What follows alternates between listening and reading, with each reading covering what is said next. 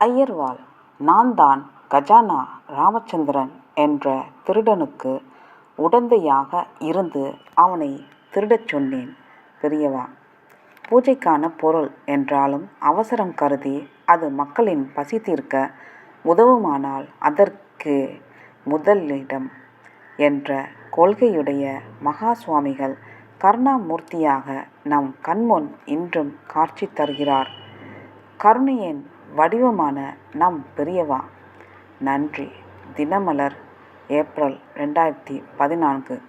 ஒரு சமயம் காஞ்சி மகா பெரியவா சிவகங்கை மாவட்டம் இளையாத்தங்குடியில் சாதுர்மாசிய விரதம் அனுஷ்டிக்க முகாமிட்டிருந்தார். ஒரு நாள் இரவில் தேவக்கோட்டையில் இருந்து ஒரு பஸ் நிறைய மக்கள் அவ்வூருக்கு வந்தார்கள்.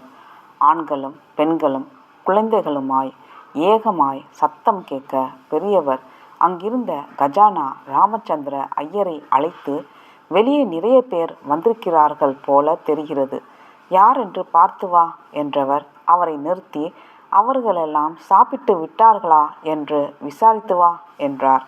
அவரும் விசாரித்து வந்தார். சுவாமி, அவர்கள் தேவக்கோட்டையிலிருந்து வருகிறார்களாம்.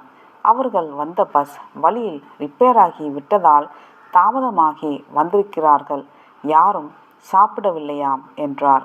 ராமச்சந்திரா வெளியே பூஜை கட்டில் மேலூர் மாமா படுத்திருப்பார். அவர் பக்கத்தில் கட்டுப்பெட்டி சாவி கிடக்கும்.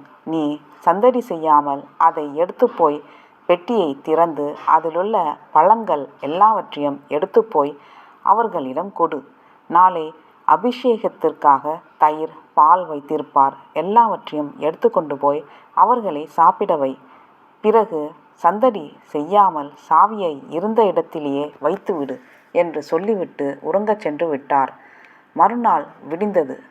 மேலூர் ராமச்சந்திர ஐயர் கட்டுப்பெட்டியை திறந்தார். உள்ளே பழம், தயிர், பால் எதுவும் இல்லை. அவருக்கு கோபம் வந்து விட்டது.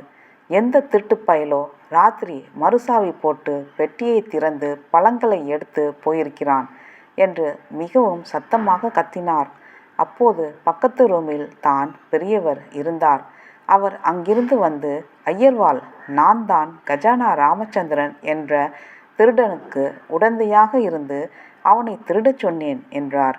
ஐயர், அலறாத குறைதான் பெரியவா, மன்னிச்சிடுங்கோ என்று அவரது பாதங்களில் சாஷ்டாங்கமாக விழுந்து நமஸ்கரித்தார். பூஜைக்கான பொருள் என்றாலும் அவசரம் கருதி அது மக்களின் பசி தீர்க்க உதவுமானால் அதற்கே முதலிடம் என்ற கொள்கையுடைய மகா சுவாமிகள் கருணாமூர்த்தியாக நம் கண்முன் இன்றும் காட்சி தருகிறார். ஹரஹர சங்கர ஜெய ஜெய சங்கர, ஹரஹர சங்கர ஜெய ஜெய சங்கர, ஹரஹர சங்கர ஜெய ஜெய சங்கர.